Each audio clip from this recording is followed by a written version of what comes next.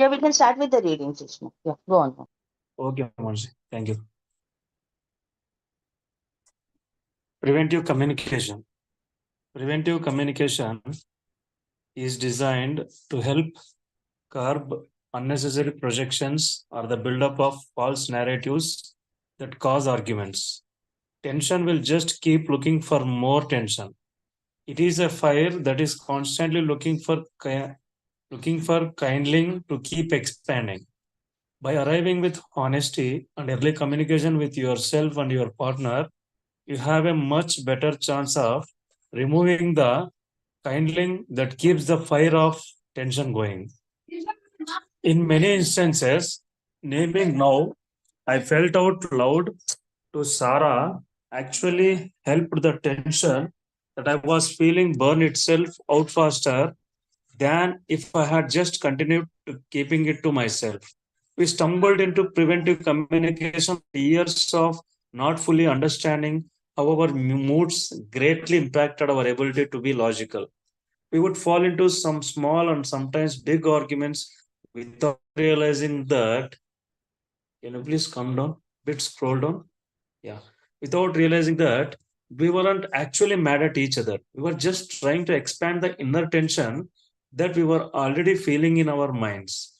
Emotions have this uncanny need to expand, whether they are lighter emotions like happiness and joy or heavier ones like anger and hate. We are often trying to get other people to feel just like we do. If there is lightness in the mind, we like to share it with others. If there is heaviness in the mind, we like for that heaviness to spread so that others can commiserate with us. It feels validating to influence others to feel the same way we do. It is unifying. We share the lighter emotions with our positivity, our infectious smiling, or by outright telling others why we feel the way we do. For heavier emotions, we will sometimes tell someone close to us why we are upset so they can join us in the feeling. We will spread negativity with our attitude. So, or we will rehash old arguments in our mind so that we can be mad at whomever is in a proximity to us. Even though we may not be directly sharing the reasons for our low mood, our energy will be clearly palpable to those around us and will often impact their moods, pulling them down. The last one is something that happens often in relationships. When someone's mood is low, it is easy to see things through a very negative lens. Moods like to feed themselves. So, a heavy mood will look for more stories to keep its own fire burning. It will not matter much if the stories are true based on partial information or from a very long time ago.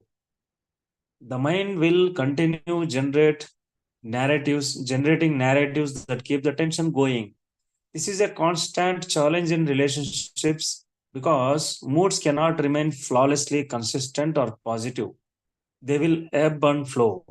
But the challenge we encounter is making sure that the lows we experience do not snowball into a delusion that makes us start an argument where there need not be one. Granted, there will be plenty of times when arguments happen for a clear reason. There is no relationship where you are never upset with each other. Arguments are not actually a bad thing. If held with care, honesty, calmness, and vulnerability, they can become a way for the two of you to reach a new level of understanding that helps you love each other better. Arguments can become stepping stones that help advance the relationship. Arguments can also be the force needed to break down a wall that was keeping the two of you away from each other. But there are more times when we get upset with each other because we are unaware of how we feel inside and how that is driving our thoughts and reasoning to be more turbulent than normal. During the first few weeks of the pandemic, Sarah and I, like the rest of the world, were cooped up inside. For us, it was in our little apartment in NYC, New York. We were afraid and worried about what was going on in the world. We were also happy to be spending more time together. At the time, I was working from home, writing my second book, Clarity and Connection, and Sarah was commuting daily to her job as a scientist. Our newfound proximity to each other was quickly revealing. We got to see how much we had grown and how meditation was helping us be calmer and more supportive of each other. But we also started noticing that we still had a lot to work on. Being home together all of the time showed us that we were prone to occasional flare ups of arguing. Fortunately, since we were both building self awareness through meditation, we started realizing that some of the arguments really needed our attention while others seemed built on insubstantial reasons. We started noticing that if we did not feel good one day, the mind would try to not only feed the down feeling, but it liked to project that inner tension onto whoever was nearby. Since we were only near each other, we had to build a system for ourselves so we could clearly see where we each were in our emotional spectrum. We started intentionally telling each other how we were feeling a few times a day. The most important one was right after we woke up in the morning, sometimes while still in bed, we would let each other know, I feel great, I am feeling tired, my mood feels off and stormy, I am feeling down, etc. We didn't need to justify our mood with a reason. We were feeling that way. Just the raw emotion was enough. We would do our best to describe how our minds felt in that moment, and we found that this quick moment of communication generally set us up to have a successful day together. We would often have a second emotional temperature check in the middle of the afternoon. After delving into work and facing whatever we had to individually accomplish that day, there was bound to be some impact on how we were feeling. These moments of checking, these moments of checking in helped us get the information we needed to support each other well. If there was a big shift in our emotions at any point in the day, especially one that was unexpected or triggered by something, we would make it known to each other.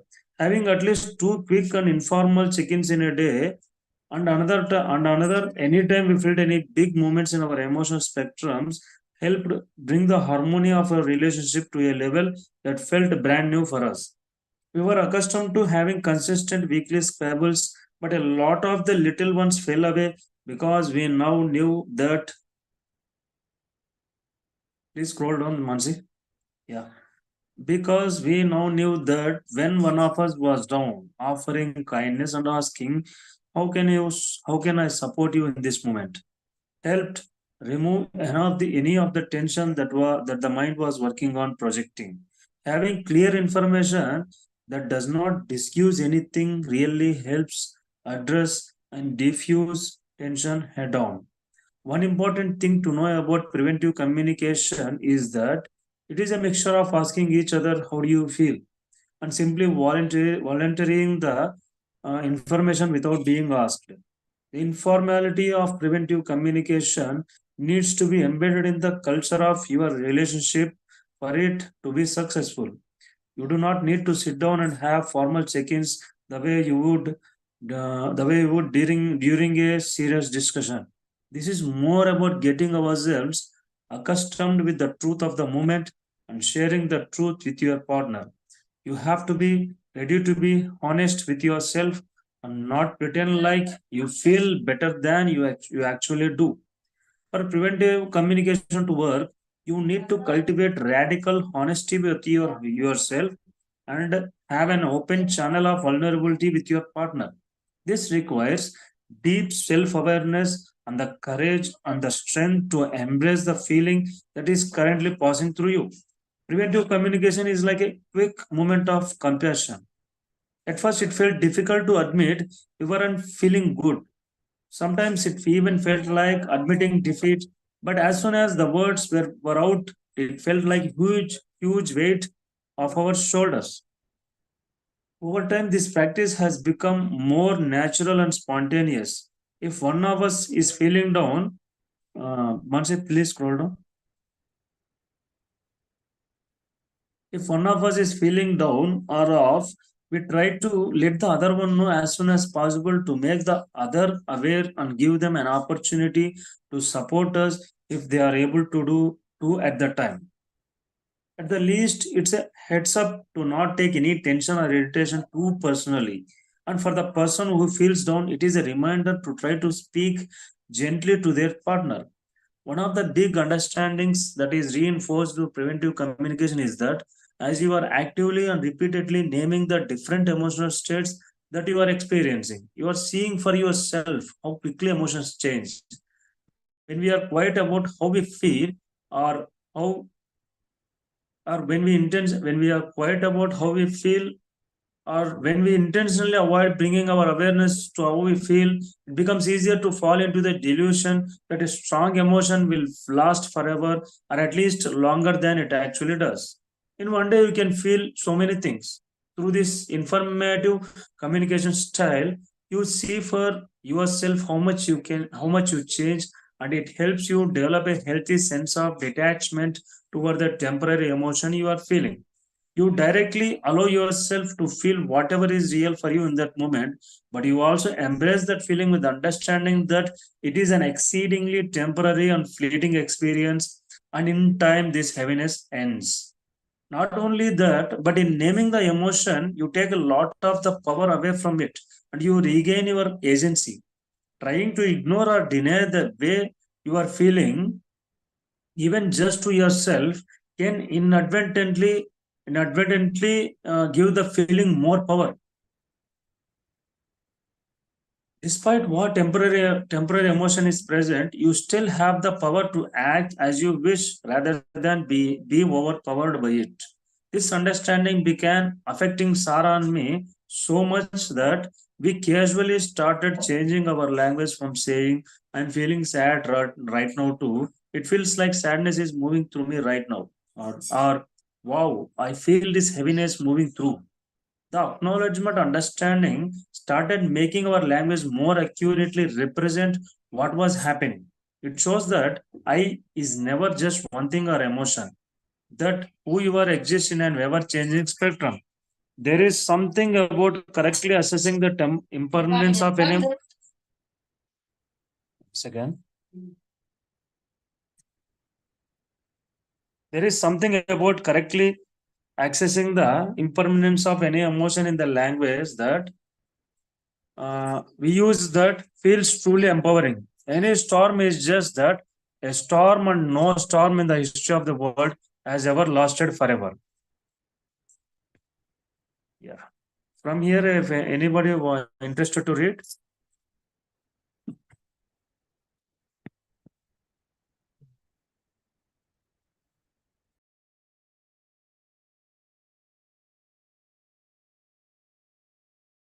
Yes. Anyone? Anyone would like to read? Do you mind continuing, Krishna, or you want to stop?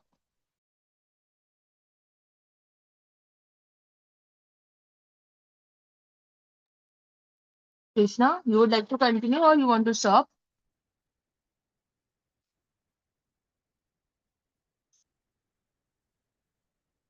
Am I audible?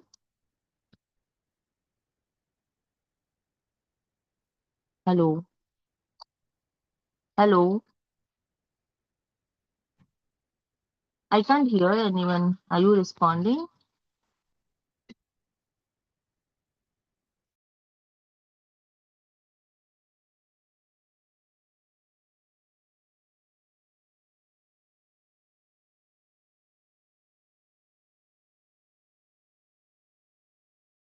Hello. Am I audible?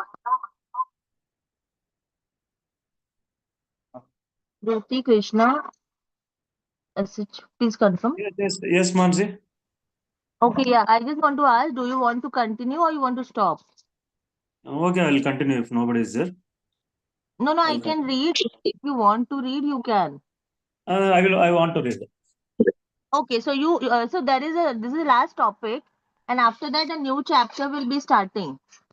So either we can start with the chapter or we can stop after this topic, whatever. Like I think if there are not many people, we might just stop after the Yeah, topic we can also. stop after this. Okay, okay. So yeah, okay. Go on then. Yeah. I'll just share the screen again. Give me. Okay.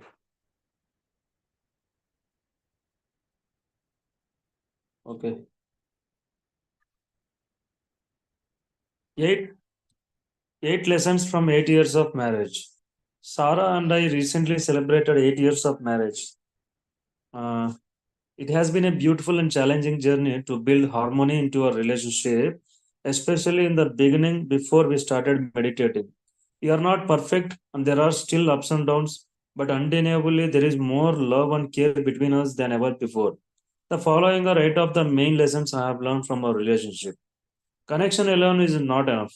Sarah and I have always had a strong connection, one that feels undeniable and unavoidable. But we struggled to care or to take care of ourselves and each other before we got married. Okay, we had very little emotional maturity between the two of us, so we were constantly placing unnecessary blame on each other, and we would struggle to apologize and move forward from arguments. Connection can hold you together for only so long. Eventually, you need to support it with both people doing their own internal work. When both of you develop inner peace and self awareness, it will flow outward and support your relationship. Projection. A lack of self awareness was a major struggle for both of us in the beginning. We could not see how we were constantly projecting our emotions onto each other, thus creating misunderstanding. If you are constantly projecting, it means you primarily see just your own point of view, and struggle to see the perspective of others. Projections not only create disharmony, but they make each person feel not fully seen by the other. Developing awareness of your own emotions, seeing them change within you, and noticing how they impact your own perspective and your choice of words is a gift that you give yourself and your partner. Self awareness can help you slow down. You can ask yourself, is this really how? Please scroll down, Mansi.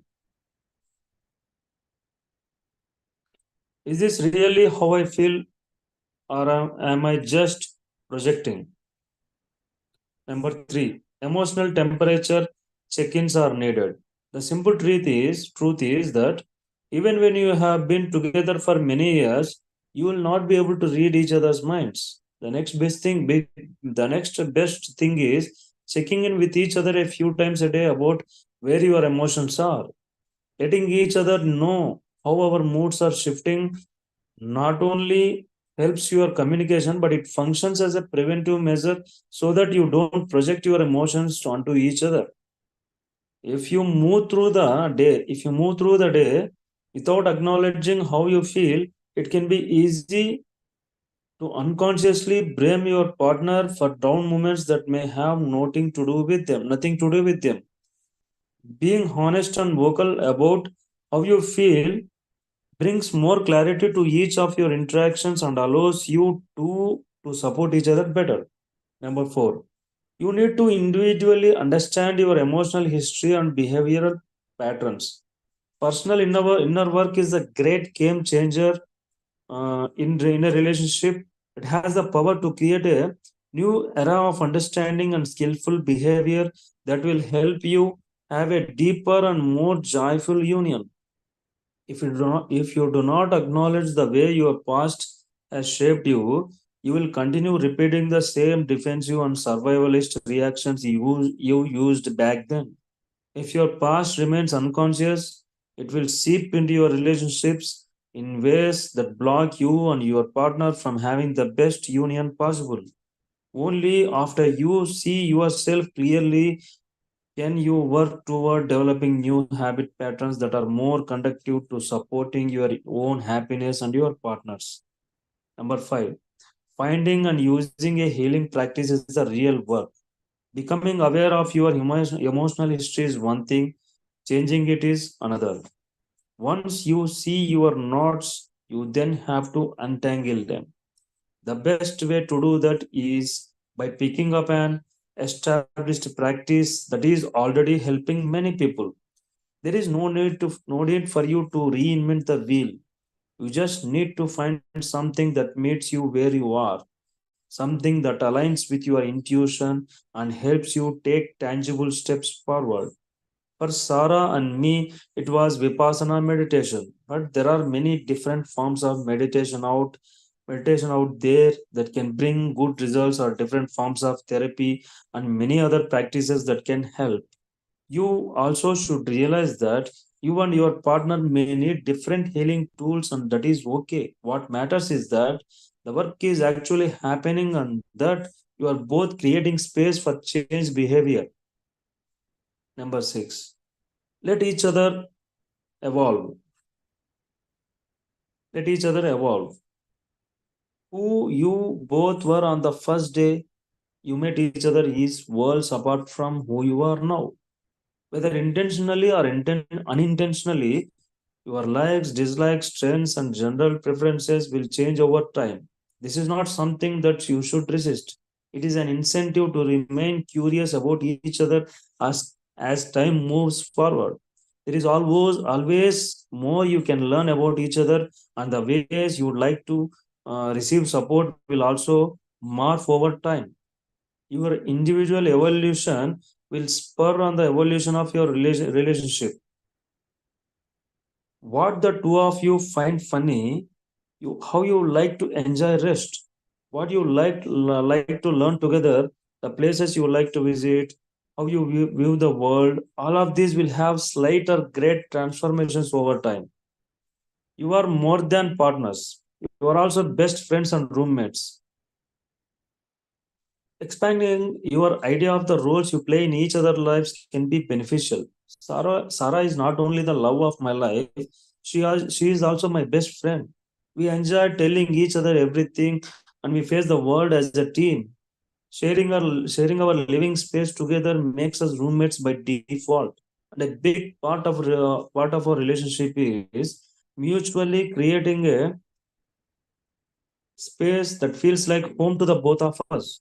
Your partner is not only the person who you share many laughs with, they are also the primary person you plan and strategize so that you can properly face any challenges that arise. Seeing each other is as playing a multifaceted role is not about codependency. It is simply admitting the fact that any relationship between two people is versatile. Number 8, the truth brings you closer together. Lies always create distance. If you really want to feel like a team and elevate your connection, you have to be honest with each other. Honesty is sometimes difficult to give, but doing so in a compassionate manner helps. Receiving honesty is also difficult, but it is better than living in a house of lies. Once you open the door to honesty, there may still be much to resolve and talk over, but in time, if the door stays open, you both will feel a new level of confidence in your relationship. You will both know you will both know that you are committed to each other and that your communication is strengthening. There is a sense of freedom and lightness that you will each feel when you know that the truth is welcome in your relationship. Reflection questions. How does it feel when you recognize that someone is genuinely understanding you? What commitments have you made to another person that you feel great about? Are you someone who shies away from commitment out of fear of getting hurt? How are you working on unbinding this pattern? Have you taken the time to go deep and connect with your partner lately? What are some understandings about yourself or your relationship you would like to communicate with your partner this week? Do you notice the way your emotions change during the day? Are you open to sharing these changes with your partner? Done, Mansi.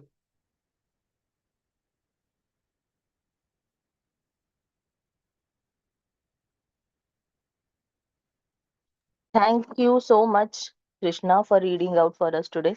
Thank you so much. So, yeah, we are open for discussion. Okay. We can just discuss our takeaway, shares, any insights as we read through.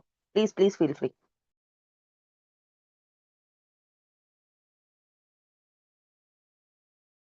Who wants to go first?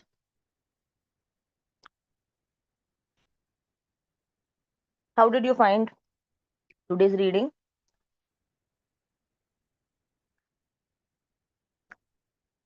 Yeah, Krishna, you want to share Yes, yes, I will share. since you read? Yeah. Yeah. Go on. Mm, I think I'm have joined this book. Today is the first day. Uh, Mm-hmm. Today it's mostly about the relation. I see the mostly about the relationship. How we connect with with our partners, with our partner. Sorry, Yes, not yes. partners, partner. Yeah, this book is more about your spouse or your Yes, life yes, partner, something like that. Yeah, it's soulmate. yes, Friends. Yeah, it's yes, yes, more about that. But many a times, what we have observed in the earlier readings also, that the insights are very helpful even in other relationships as such. Although this yes, is more focused on the partner relationship, but still. So yes, yeah, yes, yeah. yes. Go on. Whatever you would like to share as your takeaway, and others can also add on to it. Yeah. So we need to no, don't let emotions change the change the environment with our partner. So what is the the intensity of that emotion? So yeah, we have to work on that so that it doesn't affect the mood of other person. So sit with your partner, discuss, discuss. As author said, so he told a few times in a day. So sit with your partner and discuss the things, try to improve the things. But do we nowadays both partners will be working people. So do we get that much time to connect really sit and discuss the things? So is it possible? My doubt. So what I would suggest that it's not about time, it's about quality time. So it's not about you Mm, spend half an hour, 1 hour compulsory and all that. It's even if you spend 15 to 20 minutes, but that is a quality time where you actually ask each other, maybe before going to bed or just having some time during dinner or something. You just have this mindful conversations and we are open to listen and we are paying attention that, okay, how was your day? What went good? What went bad? Some small things like this, I think that makes a lot of difference. I think that is also okay. It's not about time, it's more about the intention and the habit, as they have mentioned, like mm, spending this time together and doing these yeah. things. Yeah, So, and author has told some emotional disturbance from the past should not that will make a some pattern, some habitual pattern, so which will trigger the emotions in the present or negative emotions in the present. So we have to work on that so that it doesn't affect the relationship in present. So work on that, why how that pattern is formed. If you can give awareness to that emotional disturbance which has happened in the past. So with that awareness, you can change that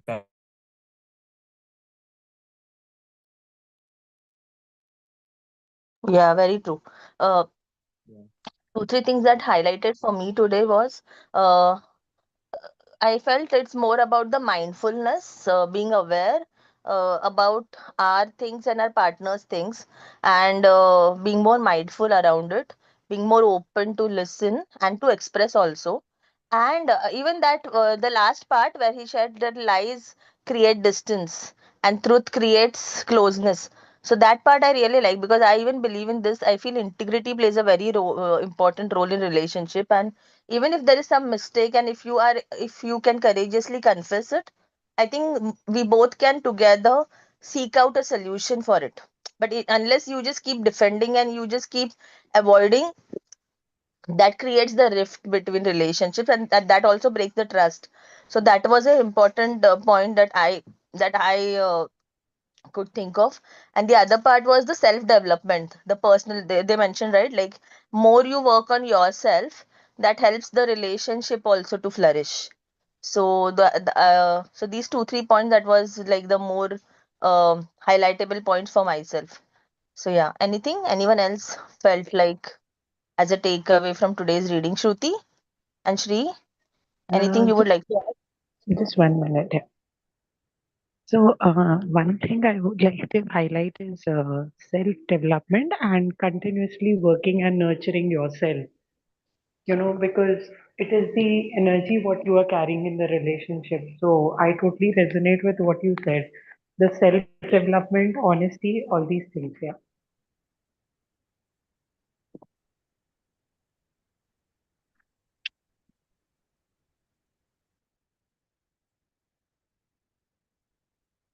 Cool, cool. Any additional points that we can remember? Or we can just, it was anyways a small read today. I like the 8 lessons that he's written, like nice takeaways that are from his marriage and experience.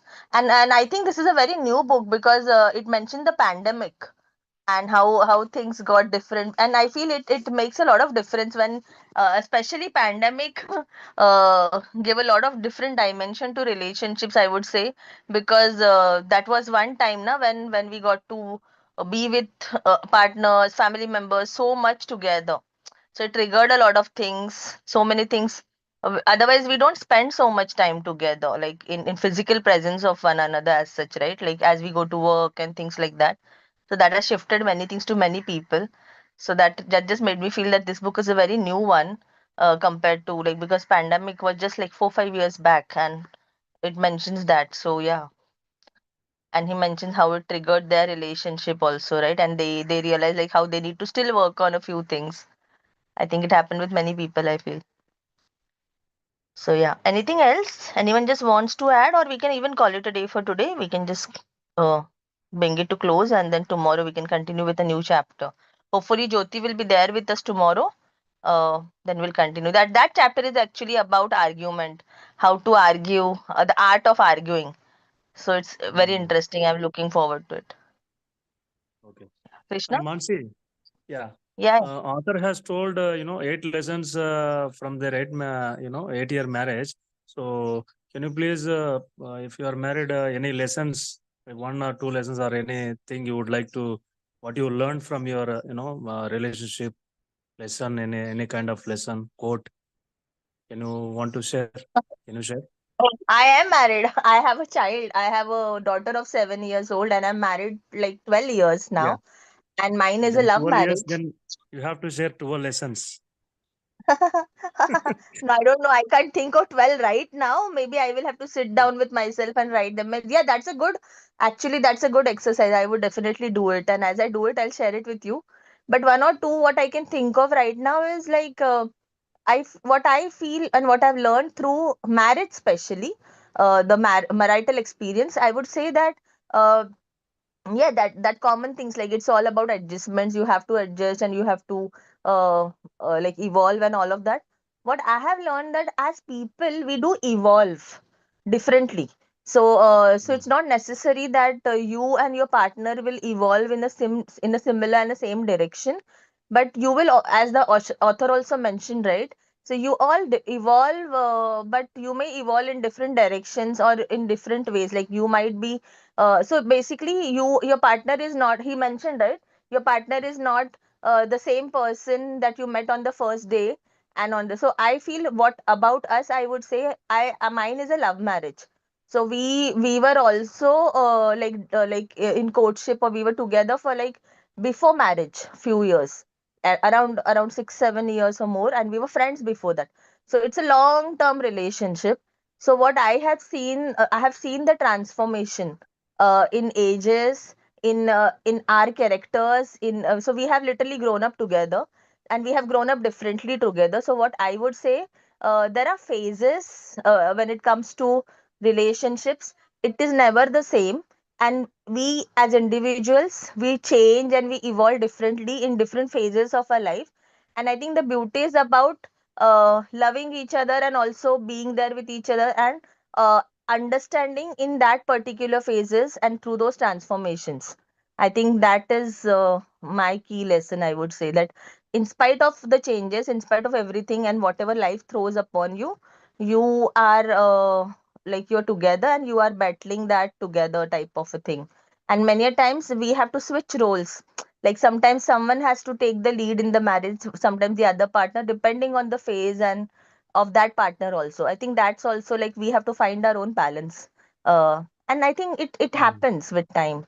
The only thing, if we are committed enough and we both are on the same page, like we, it's like we versus the situation. If we look at things that way, I think things happen. And yeah, I do vouch on that, that growth is very important. Otherwise that can create a distance between you, because if one of the partner is growing and the other is not, I've seen people drift apart because of that. Because then you don't evolve together, right? Then it doesn't make sense, and then your vibrational match is also keep shifting, your priorities change, and then that makes a difference in a relationship, is what I understand from marriage. So yeah, something I'll Mm. just write 12 lessons, but that was a great idea. You are also married, Krishna, or you are unmarried? Yes, yes. I am I also guess. married. 6 years marriage successfully So six completed. lessons to bante hai. So both of you guys write now for us. So You guys you write your what experience. can you share? What can you share for now? Like anything that pops up. Yeah. Um, What is your learning? my experience is key lesson is we should never let third person involved in our relationship. It is basically two people, right? It is. So we should never let the third person involve you in your relationship. Whatever the challenges, you sit together and you resolve the things. Okay. And another lesson is always every person has a different opinion, different different mindset. Every person is a unique person. So similarly your spouse is also a unique personality, unique mindset will be having.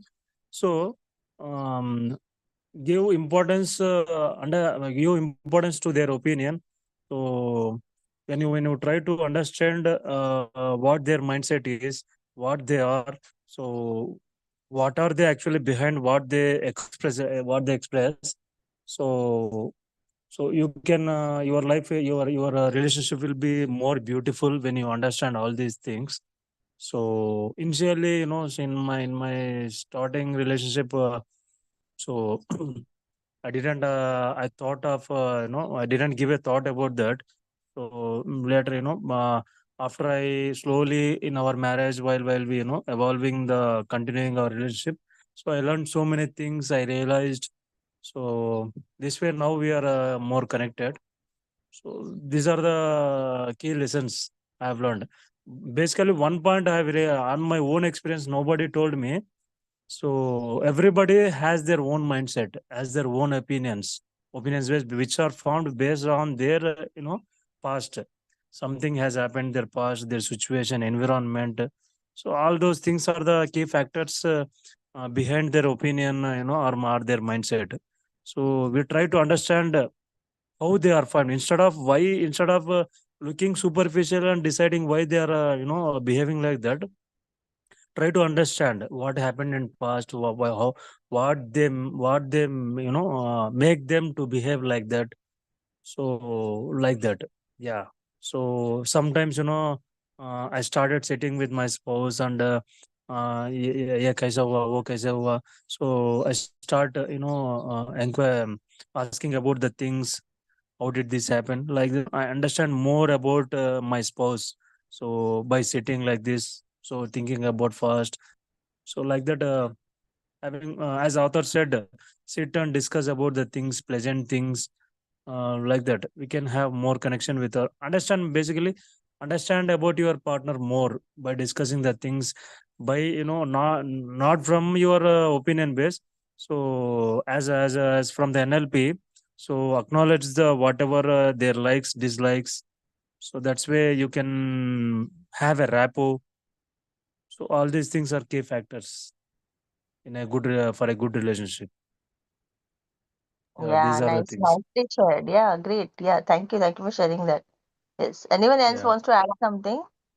Anything? Shruti, you want to add something? We have no experience yet. We will learn from yours. But you can add from the relationship perspective if you want to. Like that's Yeah. okay. See, basically, what he just said, okay, I'm forgetting his name, Krishna. What Krishna Yes, sir. said, Yes, Shruti. it is all about, taking that time to understand the person. What do people do? They will, initially they will take time, they will go out of the way, they will nurture their relationship, but they don't do it constantly. So that thing, like we water our plants, that thing has to happen continuously. People have to take out time to understand the other person, why the person is reacting in a certain way. As Krishna said, sitting down, understanding things. People don't take out that time. They work out things superficially. They try to avoid, getting into arguments or understanding the other person. So I think that is the key, when you understand the other person, and only then you can handle things in a better way. You can have a better relationship with the person, because then you will be more empathetic in any situation. You'll understand why the person is reacting, and you can handle those situations in a better way. Yes, I totally agree Yeah. because yes, it happens, right? Like many a times we are so too, many people are so self-focused that they only get Yeah. in the defensive mode and they will never Yeah. think or understand from the Yeah. other person's point Yes. of view. Self-centered and ego. We have to win over this. Yeah. And also, as I said yesterday, I was reading this, I was seeing the Shivani's video, BK Shivani's video. She says when you go in any relationship to see, what you can get, that is when the relationships falter. When you go into any relationship to give, that is when, you have a better understanding, because you are yourself so full that you are not looking for anything from outside. And that is what, even author is highlighting. It's all about first being full, having, good relationship self, rather than, for it outside. I agree. Yes, I love her videos. In fact, she talks very beautifully on relationships, on Yeah, thoughts, and yeah, everything. yeah. Those are very good. Yeah. Yeah. Okay. Yeah. Okay. I think we have a great discussion and shares today. Thank you so And much. nowadays, Yeah. people are fear about the relationship and commitments, but actually, our real inside of us will only come out in the relationships only. Yes. So Very true. yeah, yeah. So people have And to I actually. feel, I believe in this that people are placed in our life for a reason. It's like there are some soul contracts they say, right? So, and especially with this close relationships, like your spouse or children or parents or any close people or maybe someone whom you have some important situations like someone cheats you or something like that. So I think these are somewhere some I believe in this that these are some destined or some lessons we need to learn from that. And especially with spouse, I have seen like there is this observation that many a times we find that we attract opposites, and that is for a reason because we both need to evolve in a direction. Like, for example, if one person is very punctual, the other will be very laid back. So both need to learn. Like the a punctual person needs to learn like it's okay sometimes to be a little easy on yourself, and the person who's laid back needs to learn discipline. So that's how they come together and they actually evolve in the relationship because they both have to stretch themselves to the other direction. Is that what is I? This is what I believe in, and this is what I have also observed around me. So I feel all the relationships, especially spouse or life partner or even kids for that matter, they come in your life to help you grow into a better, like in spiritually also, and as individuals also into a better beings. I feel so that plays a key role, Yeah. and if we are resisting those changes, then we find it difficult. If we don't, if we go with the flow and if we take our lessons well and we evolve with that, I think it becomes the most beautiful journey of our life. Mm. And Very also, much. as they say, we have some kind of karmic bond, especially in these close relationships. Because I'm not sure you have read this book. Many Lives, Many Masters by Brian West. So he says, I have read it. Yes, I know about it. Yeah. I have not read it fully, but like what I could derive out of the book that I've read, like people are connected with you. If you have them in this environment, then they were there with you in the previous birth as well. So I think we have a kind of karmic bond with our spouses or with our kids. There is some kind of karmic bond, and that's why they are in our environment.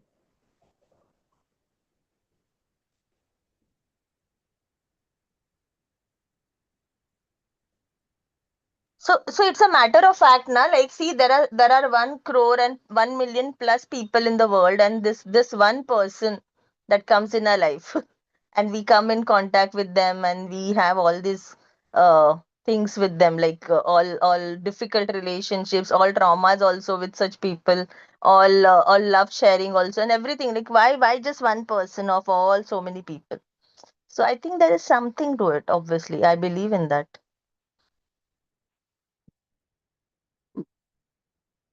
Okay, I think then we are good to go today. I've taken the notes. I'm Yes, taking yes. some more, and then we'll continue tomorrow. I hope Jyoti will be there. Let's see how it goes. We'll keep it updated in the group. It's a good book. Krishna, I would suggest if you have not read it, please read the from the earlier chapters. You'll like it. I have a feeling you'll like it. It's a nice book. Nice read, Okay, in okay. fact. You wanted to say something, Shruti? Someone was saying something, right? Yeah, I just wanted to tell Krishna that yesterday's chapter were even, like a lot of good takeaways. He should read the fifth chapter as well, fourth and fifth. Yeah. Mhm. Yeah, they matlab really wonderful reading, and you would actually like to read again and again. It was really very good. You Okay. don't have much I to will. catch up with. I would insist that just start with it, and you'll come to this chapter, and then you can just come like join us in the afternoon. That way you can be in, like completed with us. Just catch up on the read part already, or you can also go back to the recordings and check them if you can listen instead of reading. If that is preferred, but just cover it up, I would say. And see you then. See you all tomorrow. Bye bye. Take care. Bye, Good Manji. night. Bye, Shruti ji. Krishna. Yeah, Good Thank bye, night. you. Jyoti. Thanks. Bye. Yeah, bye. Take care. Bye, bye.